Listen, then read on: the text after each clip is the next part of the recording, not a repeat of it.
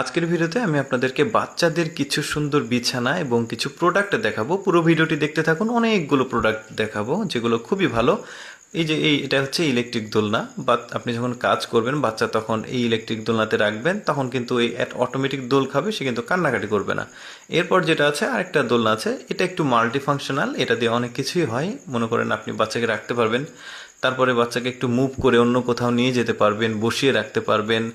দোল তো সবসময় সে খেতেই থাকবে, খেলা করতে পারবে। এরপরে যে জিনিসটা আছে, বাচ্চারা যারা বসা শেখেনি তারা কিন্তু বসতে গেলে পড়ে যায়। এই নরম বালিশের মতো এই চেয়ারটি নিলে বাচ্চারা কিন্তু অটোমেটিক এখানে বসতে পারবে।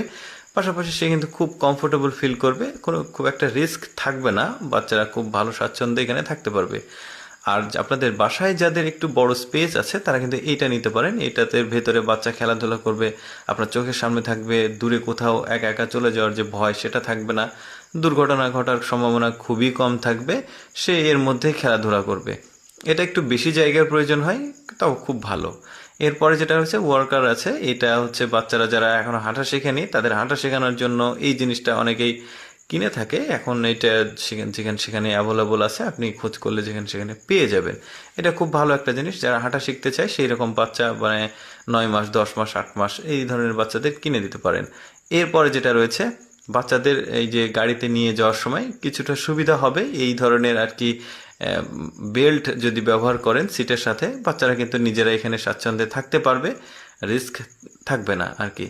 এরপরে যেটা রয়েছে একটা ইলেকট্রিক ফিডার। আমাদের সাধারণ ফিডারে যেগুলো আসলে দুধ ঠান্ডা হতে সময় লাগে, এই ফিডারে গরম যেটা দুধ সেটা নিয়ে এটা রাখলে আপনি গরম রাখতে পারবেন, আবার প্রয়োজন অনুযায়ী তাপমাত্রা অনুযায়ী ঠান্ডাও রাখতে পারবেন। তবে আমার কাছে একটু রিস্কি মনে হয়েছে, কারণ যদি এটা ইলেকট্রিক জিনিস একটু ঝামেলা করলে হয়তো বা বাচ্চা রিস্ক হবে।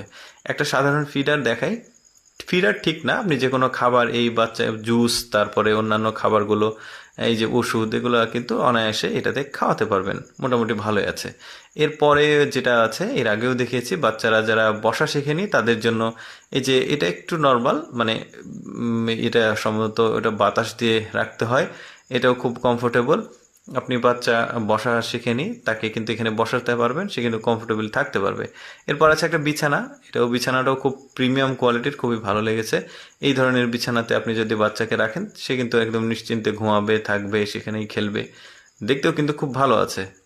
এরপর যেটা দেখাবো এটাও বাচ্চাদের জন্য আসলে বিছানা। এটা কিন্তু একটু কমপ্লিট বিছানা, অর্থাৎ শীতের সময় বাচ্চাদের যাতে ঠান্ডা না লাগে সেজন্য আর কি, পুরো কমপ্লিট একটা বিছানা, খুবই ভালো হবে। মাথায় টুপিও আছে। এরপরে যেটা হচ্ছে ওই যে এটা ওয়ালকার প্লাস, এটা কিন্তু খুব ভালো একটা চেয়ার বাচ্চাদের জন্য।